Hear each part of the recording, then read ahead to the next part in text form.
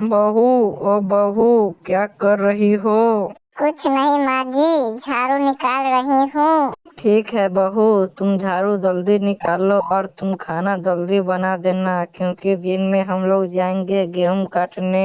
क्यों माँ जी, आपको पता नहीं है मैं बीए पास कर कर इस घर में आई हूँ। आपको खेती करवाते हुए आपको शर्म नहीं आती है क्या? देखो बहू, अगर तू 4 किताब पढ़ ली है तो अपने आप को ये मत सोच कि मैं कलेक्टर हूँ।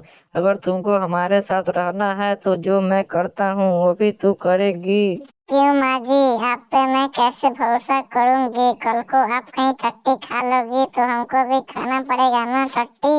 अरे अब तू चुप हो जा डायन, वरना मैं तुम्हारी मुंह तोड़ दूंगी। और आप भी ज्यादा कौवे की तरह काव काव मत करो, वरना मैं तुम्हारा गला चाप दूंगी। ये क्या कर रही हो नेहा? ये तुम अपनी माँ से बदतमीजी क्यों कर रही हो? तुम्हारे माँ बाप ने कोई संस्कार भी नहीं दिए हैं क्या?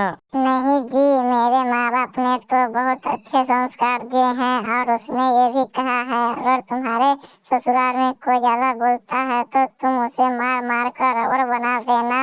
तो तू हम पर हाथ उठाएगी? तू जानती नहीं, मेरे बेटा इस जिले का विधायक है, तुमको रातों रात जेल बिठाकर चक्की पिसवाएगा। देखो माँ जी, ये विधायक बाद में है, पहले तो मेरा पति है। अगर ये कुछ बोलेंगे तो मैं ही चिमटा उठाकर इसकी पिछवाड़ा गर्म कर दूंगी। अरे चुप हो जाओ नेहा, तुम अपनी माँ से क्यों ज्यादा मुंह लगा रही हो?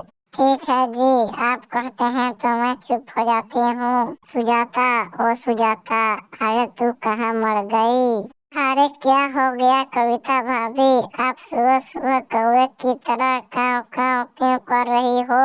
अरे बदतमीज, आज मैं जा रही हूँ हरिद्वार महाशिवरात्रि के मेला देखने, इसलिए मैं तुमको बोल रही हूँ कि आज नाश्ता खाना तुम ही बना लेना और घर की साफ सफाई कर लेना। ओके?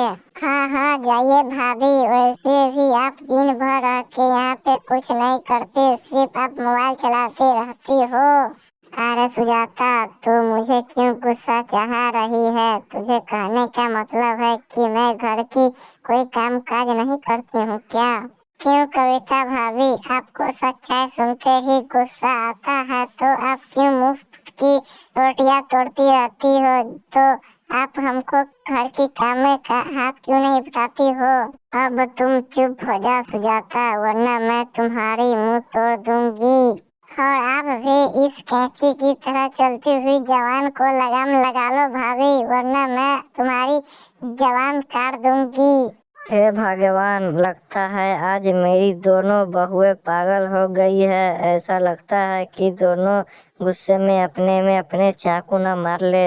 देखो सुजाता, अब ससुर जी भी आ गए हैं, अभी मैं तुमको जाकर शिकायत करता हूँ और अभी के अभी तुमको इस घर से बाहर निकलवाती हूँ। सॉरी भाभी, आपसे ये झगड़ा मैं नहीं करूँगी।